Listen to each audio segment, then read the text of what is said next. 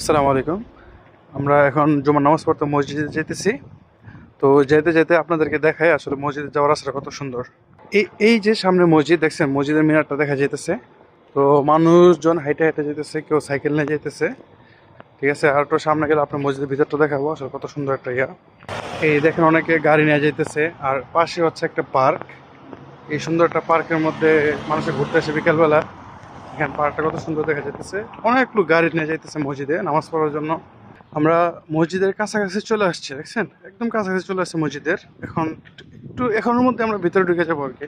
দেখেন এটা হচ্ছে মসজিদে যাওয়ার সময় একটা রেস্টুরেন্ট আর কি। এটা হচ্ছে একটা রেস্টুরেন্ট, খুবই ডেলিশিয়াস খাবারটার মধ্যে মিলে যায়।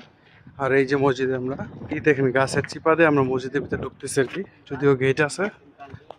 তারপর আমরা মসজিদের দিক দিয়ে ঢুকতেই ভালো লাগে আর কি, যেহেতু সূর্যটা কম।